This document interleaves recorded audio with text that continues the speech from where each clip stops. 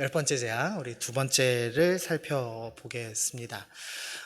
우리 지난번에는 1재앙부터 3재앙을 우리가 함께 살펴봤습니다. 1재앙부터 3재앙은 구별되지 않은 재앙이었습니다. 이스라엘 사람과 이집트 사람이 함께 겪는 그런 재앙이었습니다. 그래서 이 재앙을 통해서 우리가 확인했던 것은 우리의 영적 상태가 어떠한가를 확인하였습니다.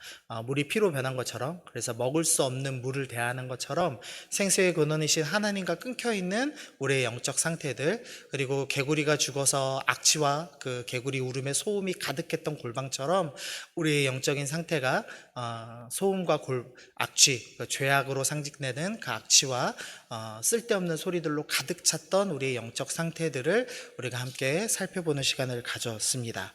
그리고 오늘은 이제 구별되는 재앙들에 대해서 잠깐 좀 살펴보려고 합니다. 그리고 그 재앙에 대해서 반응하는 바로의 모습 또 함께 좀 살펴보려고 합니다. 그래도 공부하는 김에 좀 10가지 재앙을 다 넣어놨습니다. 그림이 있으면 좀 쉬우실 것 같아서 넣어놨습니다. 한번 보고 그냥 잊히시면 됩니다. 이 모든 재앙들은 다 이집트의 신과 연관되어 있습니다. 하나님께서 이 신들은 쓸모없는 신이다. 이 신들은 너희를 보호할 수 없다. 나만 진짜 신이다 라는 것을 이제 드러내시는 사건이 10가지 재앙이라고 할 수 있습니다. 그래서 이 재앙에 관련된 신들을 좀 넣어놨습니다. 먼저는 이제 나일강이 피로 변하죠. 그래서 이제 나일강의 신들입니다. 하피라고 부르는 신도 있고, 또 부활의 신이라고 부르는 오시리스나 나일강의 수호신 크눔, 이렇게 나일강에 관련된 신들이 여럿 있습니다. 근데 하나님께서 그 신들을 모두 제압했다. 나만 참신이다 라고 드러내시는 것이 바로 1재앙의 사건이죠. 그리고 우리가 지난번에 살펴봤듯이 나일강은 생명을 낳는 생명의 젖줄인데 생명을 낳지 못하는 먹지 못할 물을 내어주는 쓸모없는 것이 되었다라는 것을 확인했습니다. 두 번째 재앙은 개구리인데요. 이 개구리에 관련된 신은 이 출산과 풍요의 신 헤케트라는 이 개구리 얼굴 모양을 한 여신입니다.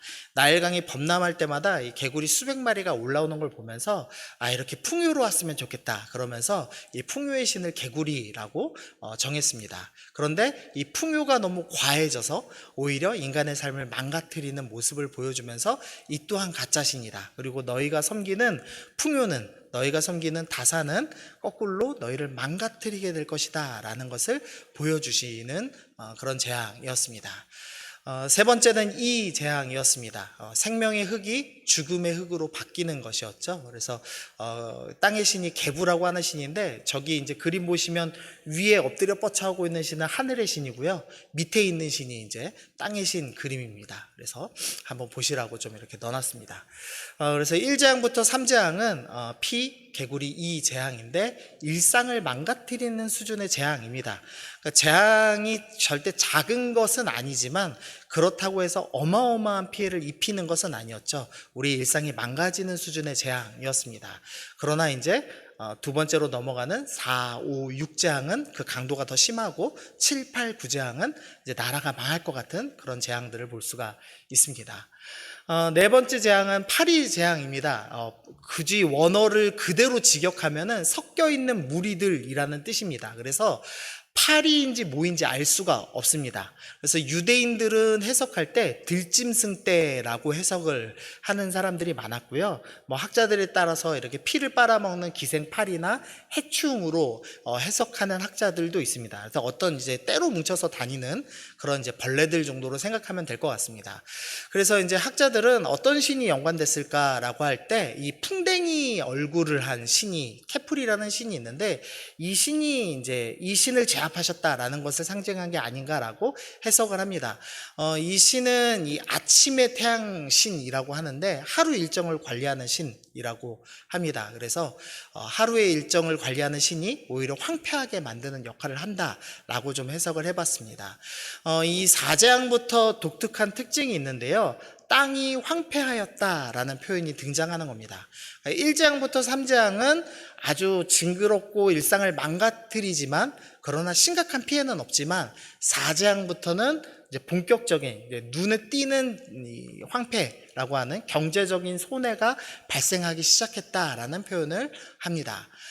다섯 번째 재앙은 이 가축들이 이제 돌림병에 걸립니다. 가축의 대표적인 예로 이 소에 관련된 신을 넣어놨는데요. 아피스라고 부르는 신입니다. 이 아피스는 태양의 신이 실제 모습을 입고 왔다라고 생각을 하는 그런 신입니다. 이집트에서는 소 중에서 가장 잘생긴 소를 이제 찾는답니다. 그리고 그 잘생긴 소는 바로 이 태양의 신이 직접 이 소의 몸을 입고 왔다. 아피스 신이라고 생각을 해서 가장 잘생긴 소를 모셔다가 아주 행복하게 살게 만든답니다. 그러니까 최고급의 음식을 주고 이쁜 암소들을 넣어주고 일생을 행복하게 살게 만드는 뭐 그런 이상한 풍습이 있었다고 합니다. 이 소 모습을 보면 뭐가 생각나시나요? 성경에 소가 나오는 장면이 있죠. 뭐죠? 금송아지. 아마도 이 이스라엘 사람들이 이 아피스 신상을 보고 금송아지를 만든 것 아닌가라고 이제 보통은 추측을 합니다. 다스림 받아야 할 짐승들이 죽기 시작했다라고 해놨는데요. 지금 이 재앙들은 전부 역창조를 가리키고 있습니다. 우리 창조와 역창조를 바꿔서 설명한 거 기억나시는지 모르겠습니다. 창조의 질서는 하나님의 다스림에 순종하는 삶이었습니다. 그런데 아담과 하와가 하나님께 범죄하여서 하나님께 불순종하고 내가 하나님과 같이 되겠다라고 하면서 선악과를 따먹죠. 그래서 역창조의 핵심은 하나님의 다스림을 거부하고 하나님의 창조 질서를 거부하고 거꾸로 대적하는 삶입니다. 그래서 지금 이 5번째 재앙도 원래는 다스림 받고 행복하게 살아야 될 짐승들이 거꾸로 죽임을 당하는 일들이 일어나는 역창조의 모습을 보여주고 있다라고 할 수가 있겠습니다. 6번째는 이 악성 종기가 나옵니다. 역시나 어떤 병인지는 분명하지 않습니다. 네, 이 신과 관련된 게 이무텝이라는 신인데요. 이렇게 손하고 있는 분 혹시 보신 적 있나요? 기억에 남으시라고 제가 사진 좀 띄워놨는데, 저는 영화를 안 봐서 모르겠는데 그 미라2라는 영화에 보면 나오는 사람이랍니다. 이 이모텝이라는 사람이 실제 이집트에 있던 이 천재 공학자이고, 그래서 피라미드를 짓는데 뭐 연관됐고 또 뭐 내과 의사기도 하고, 그래서 살아 있다가 죽은 다음에 신으로 이렇게 추앙받은 사람이라고 합니다. 그래서 이 의술에 관련된 신인데, 이모텝이라는 의술의 신이 너희를 고칠 수 있다고 생각하느냐? 너희를 고칠 수 없다. 이것을 드러내는 재앙이라고 해석을 좀 할 수가 있겠습니다. 그래서 6재앙부터는 본격적으로 인간의 몸에 건강에도 문제가 생기는 일이 일어났다라고 좀 생각해 볼 수 있겠습니다. 그래서 정리를 하면은 땅과 가축과 건강의 손실이 일어났다. 이제 본격적으로 뭔가 삶을 망가뜨리는 문제가 일어나면서 하나님의 창조 질서를 거스르고 하나님을 섬기지 않고 다른 신을 섬기는 것은 이런 비참한 결말을 맺는다라는 것을 보여주는 재앙이라고 할 수가 있겠습니다. 7번째 재앙은 우박입니다. 우박이 내림과 불덩이가 우박이 섞여 내림이 심히 맹렬하니 라고 되어 있습니다. 여기 적어놓지 않았지만 또 다른 말씀에 보면은 불이 달린다라는 표현도 있습니다. 그래서 단순히 우박만 내린 것이 아니라 천둥이 치고 번개가 쳐서 내리는 모습을 묘사합니다. 혹시 그 번개 치시는 걸 보신 적이 있나요? 뭐 당연히 다 보셨겠죠. 근데 번개가 무섭다는 생각은 사실 잘 안 들잖아요. 우리가 소리만 들으니까. 제가 이렇게 좀 무섭다고 느낀 적이 있는데, 제가 군대에 갔을 때 제가 화천 최전방에 있었습니다. 최전방을 지키는 PX 병이었는데요. 네. 웃으셔야 되는데, 최전방을 지키는 PX 병이었는데, PX 병이니까 뭐 특별한 건 안 하죠, 사실. 근데 이제 그랬다가 연대에서 이제 교회 일을 하는 군종병이 됐습니다. 네, 군종병 되자마자 이 연대 목사님께서 네가 일반 병의 좀 삶을 알아야 된다 그러면서 이 철책선 지키는 GOP로 보내셨습니다. 그래서 이제 GOP에서 병사들하고 일주일 동안 생활을 했는데요. 저희 그 연대 별명이 뭐냐면 신이 버린 땅이라는 별명을 갖고 있었습니다. 왜 신이 버린 땅이냐고 하면은요, 여름이 되면 이제 비가 내리잖아요. GOP 근처는 인간이 만든 건물이 없습니다. 여러분, 인간이 만든 건물이 없는데 벼락 치시는 거 본 적 한 번도 없으시죠? 맨 땅에 그냥 꽂힙니다. 그러니까 벼락이 이렇게 큰 건물이 있으면 왜 피를 치면 이렇게 꽂히죠. 교회나 아파트 큰 건물에. 그러면 소리만 크지 무섭진 않거든요. 근데 인간이 만든 높은 건물이 없으니까 아무 땅에나 그냥 꽂힙니다. 그러면은 땅이 막 꽉꽉꽉 하고 울려요. 그래서 장마인데 하루 왼종일 땅이 흔들리더라고요.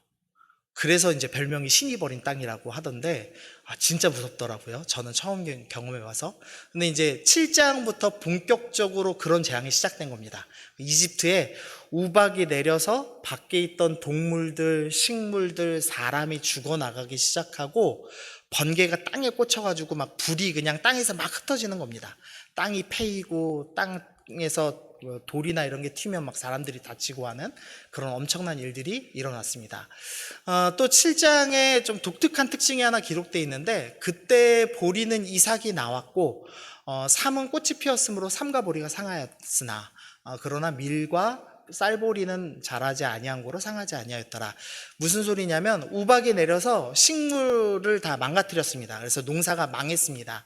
그런데 보리와 삼 농사는 망했는데 아직 밀과 쌀보리는 나지 않아서 망하지 않았다.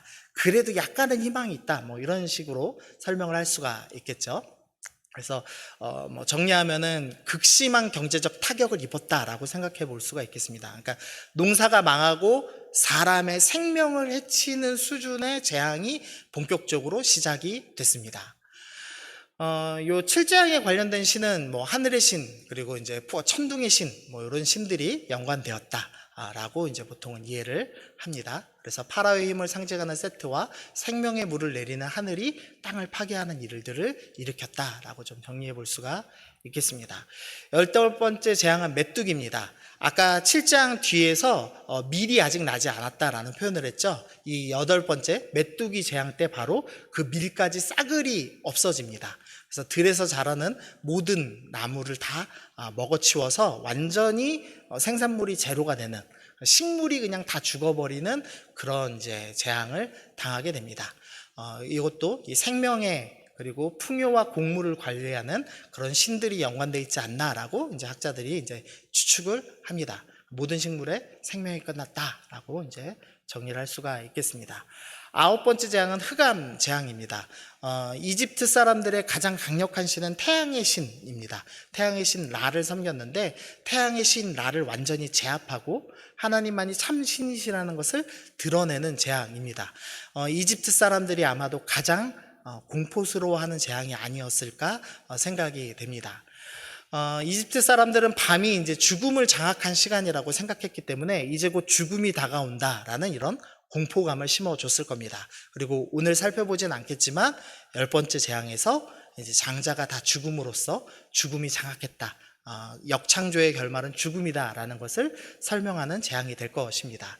그리고 역창조라는 그 단어답게 창조의 제일 첫 번째가 빛이 있으라라는 말씀과 함께 창조가 시작되죠. 근데 빛이 사라지면서 이제 창조, 너에게 더 이상 긍휼이 있지 않다. 너희는 역창조로 이제 파멸을 맞이하였다라는 것을 보여주는 재앙이라고 할 수가 있겠습니다.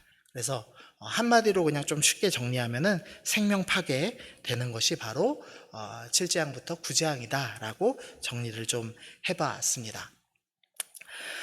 지금 이 이집트의 신들은 평안을 주고 풍요를 주는 신, 수호신이라고 생각되는 신들이었습니다. 그런데 하나님께서 이 신들을 제압하시는 장면이 지금 보여지고 있는 겁니다. 그래서 이 10가지 재앙은 하나님만이 참신이다, 너희가 의지하는 신은 가짜 신이다 라는 것을 지금 드러내고 있는 것입니다. 그러면서 너희는 지금 역창조의 질서, 하나님의 다스림에 순종하는 삶이 아니라 하나님께 저항하는 삶, 하나님께 불순종하는 삶을 살고 있다라는 것을 드러내시는 겁니다. 그리고 하나님께 불순종하는 삶의 결말은 결국 모든 것이 파괴되는 것이다, 생명이 파괴되고 죽음에 이르는 것이다 라는 것을 이 재앙들이 설명해 줍니다.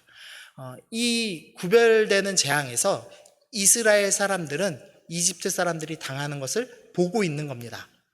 그래서 당하는 것을 보는 이스라엘 사람들은 뭘 느껴야 하냐면, 하나님께서 참 신이구나, 그리고 하나님을 섬기지 않는 것, 하나님의 질서에 순종하지 않는 것이 얼마나 두렵고 위험한 일인가를 깨닫고 하나님 구별해 주심을 감사합니다. 내가 이제는 하나님께 온전히 순복하겠습니다. 하나님만을 의지하겠습니다. 이렇게 신앙 고백하는 시간으로 삼아야 하는 것, 그것이 이제 구별된 재앙의 그 의미라고 할 수가 있겠습니다.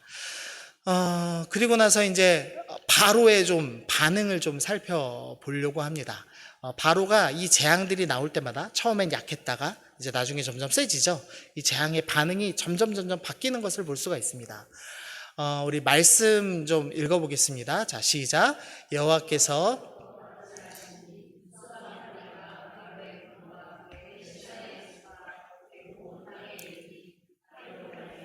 그 땅이 황폐하였더라. 바로가 모세와 아론을 불러 이르되 너희는 가서 이 땅에서 너희 하나님께 제사 드리라. 바로가 네 번째 재앙에서야 모세와 아론을 불러서 내가 너희의 요구를 듣겠다라고 이야기하는 장면입니다. 그런데 독특한 특징이 있는데 그 땅이 황폐하였기 때문에 처음으로 반응하는 모습을 보여주고 있는 겁니다. 그러나 이 재앙이 해결되고 나서는 바로가 보내지 않는 장면이 보이고 있죠. 그래서 재앙에 대한 바로의 반응은 이제 이렇게 좀 정리할 수 있겠습니다. 경제적 손실이 발생하면 하나님께 반응합니다. 그리고 재앙이 있을 때는 급히 회개합니다. 내가 잘못했다, 백성을 보내겠다라고 이야기합니다. 그러나 재앙이 사라지면은 약속을 철회하죠. 그래서 다시 보내지 않는 장면들을 보여주고 있습니다. 그러니까 바로라는 이 완악함의 대표적인 사람이 재앙에 대해서 이렇게 반응합니다. 그런데 제가 이제 오늘 설교를 통해서 여러분에게 드리고 싶은 질문은 여러분은 어떻게 반응하고 있는가를 질문드리고 싶은 겁니다. 여러분은 언제 하나님께 반응하고 계십니까? 를 질문드리고 싶은 겁니다. 경제적 손실이 발생해야지만 하나님께 반응하고 있다면 나는 바로랑 똑같은 사람인 거죠. 그리고 어려움이 있을 때는 하나님께 회개하고 무언가 이야기하지만 어려움이 사라지면 그래도 하나님 제가 먹고 살기 힘들어요 라는 말과 함께 하나님께 기도했던 것들을 철회하고 있다면 나는 바로와 동일한 모습이라는 겁니다. 조금 더 바로의 반응을 좀 살펴보겠습니다. 바로가 신앙적 반응을 보일 때도 있었습니다. 먼저는 기도 요청을 하기도 합니다. 바로가 이르되 내가 너희를 보내리니 너희가 너희 하나님 여호와께 광야에서 제사 드릴 것이나 너무 멀리 가지는 말라. 그런즉 너희는 나를 위하여 간구하라. 바로가 나를 위해서 좀 기도해줘라, 나의 평안을 위해서 기도해다오라고 기도의 요청을 하는 약간의 신앙적인 모습을 보입니다. 두 번째로 회개하기도 합니다. 바로가 사람을 보내서 모세와 아론을 불러 그들에게 이르되 이번은 내가 범죄하였노라. 여호와는 의로우시다. 나와 나의 백성은 악하다라고 이야기합니다. 바로가 내가 죄인입니다. 내가 죄졌습니다. 내가 잘못했습니다. 라고 회개하기도 합니다. 그리고 10장에 가면 바라건대 이번만 나의 죄를 용서하고 이 죽음만은 내게서 떠나가게 하라 라고 하면서 아주 간청하는, 자신의 지위가 가장 높은 왕임에도 불구하고 간청하는 모습을 보여주기도 합니다.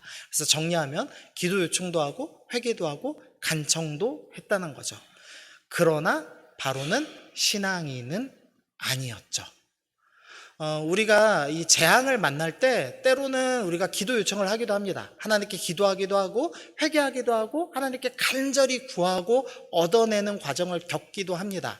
그러나 그런 신앙적인 행위를 했다고 해서 내가 진짜로 하나님을 의지하고 있는 사람은 아닐 수도 있다. 내 모습이 바로와 단지 잠깐 비슷했더라도 진짜 내가 신앙인은 아닐 수 있다라는 무서운 이야기가 지금 숨어져 있는 겁니다. 또 다른 반응을 하는데요. 바로가 타협하는 모습도 보여줍니다. 첫 번째로 8장 25절에 보니까 너희 제사드리러 가라 라고 이야기합니다. 그런데 이 땅에서 제사드려라 라고 얘기합니다. 너무 멀리는 가지 말아라. 그러니까 하나님의 말씀에 완전히 순종하여서 광야에 3일 길 가서 제사 드리는 것이 아니라 타협하여서 그냥 가까운 이 자리에서 제사 드리고 너는 옛삶을 계속 유지하여라 라고 이야기를 합니다. 두 번째로 바로가 다시 타협할 때 너희 그래 이 땅을 벗어나는 건 좋다. 그러나 장정만 가라. 아이들은 두고 어른들만 가서 하나님을 섬겨라 라고 얘기하면서 모든 것을 모든 가족이 함께 예배드리지는 말아라 라고 이야기를 합니다. 세 번째로는 너희가 그래 사람도 나가도 좋다 이제는. 그러나 양과 소는 그대로 두고 몸만 가서 제사를 드려라 라고 얘기하면서 바로가 타협하는 모습들을 살펴볼 수가 있습니다. 그래서 이렇게 좀 정리해 봤습니다. 멀리 가지 말아라.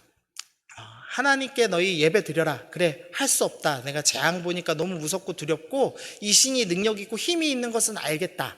그러니까 제사는 드리긴 드려야겠는데 예배를 드리긴 드려야겠는데 언제든 옛 삶으로 돌아올 수 있는 수준에서 너무 멀리 가지 말고 너무 시간 많이 투자하지 말고 적당히 예배 드려라 라고 타협하는 모습이라고 생각을 해봤습니다. 두 번째로 너만 섬겨라. 인간관계랑 신앙은 분리해라. 가족이 믿던지 안 믿던지 자식이 믿던지 안 믿던지 네 마음 평안하면 족하지 라고 얘기하면서 너만 섬겨라. 인간관계까지 신앙에 굳이 집어넣지는 말아라 라고 이야기하는 바로의 타협의 모습을 볼 수가 있었습니다. 세 번째로는 그래 가족도 다 드려라. 인간관계도 주님을 위해서 사용해라. 시간도 주님을 위해서 사용해라. 그러나 너의 돈은 너의 지갑은 신앙과 분리해서 살아라 라고 얘기하는 바로의 타협의 모습을 볼 수가 있었습니다. 성경은 이런 바로의 영적인 상태를 완악하다라고 표현을 합니다. 바로는 신앙적인 모습을 보여주기도 했습니다. 그리고 조금씩 예배는 드려라 라고 일정 부분 타협하는 모습도 보여줬습니다. 그러나 성경은 바로에 대해서 완악하다라고 이야기합니다. 하나님께서는 이 완악한 바로의 마음을 내버려 두시기로 결정하죠. 그래서 10장에 가면 여호와께서 바로의 마음을 완악하게 하셨다라는 표현을 씁니다. 이 본문을 놓고 보면은 오해되기가 쉽습니다. 마치 하나님께서 바로를 악하게 만드신 것 아닌가라고 이제 오해할 수 있는 구절입니다. 그러나 이미 완악해진 바로의 마음을 계속 완악하도록 내버려 두셨다라는 표현입니다. 그래서 로마서 1장 24절에 보면 그러므로 하나님께서 그들의 마음을 정욕대로 더러움에 내버려 두사 그들의 몸을 서로 욕되게 하게 하셨으니 라는 말씀이 있습니다. 이게 바로 하나님께서 완악하게 내버려 두셨다라는 표현입니다. 바로가 완악하니까 하나님께서 그대로 내버려 두셨다는 겁니다. 어쨌든 지금 이 바로의 상태를 완악하다라고 지금 표현을 하고 있는 겁니다. 성경은 이 완악함에 대해서 두 가지로 이해를 합니다. 하나는 마음이 완악하다입니다. 마음이 딱딱하게 굳었다, 마음이 완악하다라고 표현을 합니다. 두 번째로는 귀가 완악하다라는 표현을 합니다. 이 스가랴서 7장에 보면은 그들이 듣기를 싫어하며 등을 돌리며 듣지 아니하려고 귀를 막으며라고 되어 있는데 이 막으며의 원어가 완악하다라는 원어와 동일한 표현입니다. 그러니까 완악함은 뭐냐? 마음을 닫고 귀를 닫은 것, 그것이 바로 완악함이다 라고 설명을 하는 겁니다. 바로는 완악했습니다. 그래서 재앙의 강도가 더해지면 더해질수록 어쩔 수 없이 하나님께 조금씩 타협은 하지만 결코 그 마음의 완악함은 포기하지 않았습니다. 그래서 이렇게 좀 정리했습니다. 바로는 어려움이 닥치면 반응한다. 신앙적 반응도 있다. 그러나 재앙이 끝나면 타협하더라. 그래서 시간을 타협하고 인간 관계에 대해서 타협하고 재정적으로 타협하는 모습을 보여주고 있더라는 겁니다. 그리고 이제 질문입니다. 나는 바로와 다른 사람인가가 오늘의 질문입니다. 여러분은 신앙인으로서 어떻게 살고 계십니까? 여러분의 눈앞에 있는 어려움들을 볼 때 구별된 삶을 살고 계십니까? 하나님 믿는 사람답게 반응하며 하나님을 의지하며 살고 계십니까? 아니하면 강도가 더해지면 어쩔 수 없이 타협하지만 재앙이 사라지고 경제적 어려움이 사라지면 다시 반역하는 삶으로 돌아가고 계십니까? 나는 어떤 삶을 살고 있는가? 그것이 오늘 본문이 우리에게 주는 질문이라고 할 수가 있겠습니다. 이스라엘 백성들이 이 구별된 지금 재앙을 겪지 않고 있습니다. 그리고 이집트 사람들은 재앙을 겪고 있죠. 그리고 바로가 이 굴복하는 모습들을 보면서 이스라엘 사람들은 어떻게 생각했어야 될까요? 아, 맞다. 나도 어려움 생길 때 바로 하나님께 불평하는데, 나도 바로가 집을 더 가져주라고 집을 주지 않으면서 벽돌 만들라고 할 때 나도 하나님 불평했는데, 나도 사실은 바로와 똑같은 죄인인데도 불구하고 나는 지금 구별되이 보호받고 저들은 지금 죽어가고 있구나. 그래서 이스라엘 백성들이 나 같은 죄인이 왜 구별되었을까를 생각해야 합니다. 그러면서 내가 구별된 사람으로서 이제는 어떻게 살아야 되지에 대해서 고민하기 시작했어야 합니다. 그러나 이스라엘 백성들이 그렇게 살질 않았죠. 그래서 광야에서 계속 배반하고 불평하는 모습들을 보여주고 있습니다. 여러분도 지금 마음에 동일한 질문하셨으면 좋겠습니다. 나는 바로랑 사실은 똑같은 사람인데 삶에서 타협하고 그럴싸해 보이는 신앙 태도는 보이지만 기도 요청도 하고 회개도 하고 적당히 이렇게 신앙인처럼 보이는 삶을 살고 있지만 사실은 시간에서 타협하고 인간관계에서 하나님 믿는 삶 드러내지 않고 살고 있고 재정은 정말 주님을 위해 사용하지 않고 내 욕심과 내 미래를 위해서만 사용하고 있는데 하나님은 왜 나 구별하셨지? 왜 나 같은 죄인을 살리셨지에 대해서 고민하셔야 된다는 겁니다. 우리가 이것에 대해서 고민하기 시작할 때 결론이 나야 됩니다. 어떻게 결론 나야 되냐면 하나님 나는 방법이 없어요. 저는 마음이 완악해요 라는 결론이 내리셔야 합니다. 하나님 저 마음이 딱딱해요. 저는 귀에 하나님 말씀이 들리지 않는 죄인이에요. 저는 여전히 내 시간을 내 맘대로 쓰는 게 너무 좋고 인간관계를 내 멋대로 삼는 게 너무 좋고 재정을 내 멋대로 쓰는 게 너무 기쁘고 즐거운 사람이에요. 저는 마음이 완악한 사람인데 하나님 저 어떻게 해야 되죠? 하나님 나 도와주세요 라고 주님께 항복의 기도를 시작해야만 합니다. 우리가 항복의 기도를 시작할 때 주님께서 행하시는 일이 있습니다. 이사야서 43장은 이 여호와의 종에 대한 이야기를 합니다. 여호와의 종께서는 어떤 일을 하시느냐? 눈이 있어도 보지 못하고 귀가 있어도 듣지 못하는 백성들을 이끌어내신다라고 합니다. 우리가 하나님께 항복하기 시작할 때 하나님이 어떤 일을 하시냐면 이끌어내십니다. 우리의 귀가 하나님의 말씀을 듣지 못할 때 주님 나는 듣지 못하는 사람입니다. 나는 귀가 완악한 사람입니다. 도와주십시오라고 요청할 때 주님 어떤 일을 하시냐면 이끌어내십니다. 구별하십니다. 보호하십니다. 주의 자녀 삼으십니다. 그리고 에스겔서 36장 26절입니다. 우리 같이 읽어보겠습니다. 시작. 또 새 영을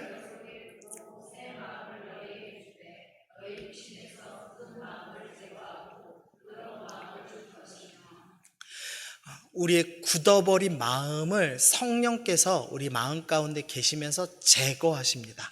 부드러운 마음을 주십니다. 완악함을 걷어내시고 새로운 마음을 허락하신다라고 말씀하십니다.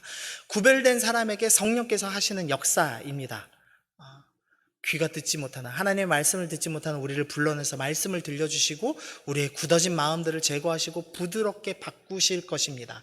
그러므로 구별된 백성들이 해야 될 일은 주님 나는 완악합니다. 주여 도와주옵소서라는 기도를 하기 시작해야 한다는 것입니다. 성경에 가장 웃긴 기도가 있습니다. 이 변화산에서 예수님께서 내려오셨을 때 귀신 들린 아이를 데려온 믿음 없는 아버지가 있었습니다. 그 아버지가 예수님께 얘기하죠. 주님 할 수만 있으시면 저희 아들을 고쳐주시옵소서라고 요청하죠. 그때 예수님께서 할 수 있으면이 무슨 말이냐? 믿는 자에겐 능치 못함이 없다라고 얘기할 때 이 믿음 없는 아버지가 뭐라고 얘기하냐면 주님 제가 믿습니다. 믿음 없음을 불쌍히 여겨주옵소서라고 이야기합니다. 우리의 기도입니다. 주님 저는 믿음이 없습니다. 믿음 없음을 불쌍히 여겨주옵소서라고 기도하기 시작할 때 성령께서 우리 마음 가운데 역사하실 것입니다. 우리의 완악한 귀를 여실 겁니다. 우리의 굳어버린 마음을 새롭게 하실 겁니다. 우리 모두는 역창조를 즐거워합니다. 하나님께 저항하고 반항하는 것을 너무나 기뻐하고 즐거워하는 사람들입니다. 그래서 그것이 죽음으로 향해 가는지도 모르고 즐거워합니다. 마치 10가지 재앙은 이 역창조의 결말을 빠른 배속으로 보여주는 영상과 같죠. 너네 이렇게 역창조 따라서 살면 결국은 죽음으로 향해 간다라는 것을 아주 빠르게 보여주는 겁니다. 그러면서 하나님께서 너희 다시 창조의 질서 안에 들어와라. 나의 다스림에 순복하라 라고 주님께서 말씀하고 계시는 겁니다. 그래서 오늘 우리의 적용은 하나님 내가 순복하고 싶습니다. 주님의 다스리심에 내가 복종하겠습니다. 내가 하나님께 두 손 들고 하나님 도와주옵소서라고 기도하겠습니다. 주님 나를 불쌍히 여겨주옵소서, 나를 도와주옵소서. 나의 귀를 열어 주님의 말씀을 듣게 하시고 나의 굳어버린 마음을 새롭게 하여 주옵소서. 우리 오늘 그렇게 기도하면서 나아가면 좋겠습니다. 함께 찬양하시겠습니다. 우리 거룩하신 성령이여 함께 찬양하시면서 주님 나의 헛된 마음을 깨우시고 새롭게 하여 주옵소서.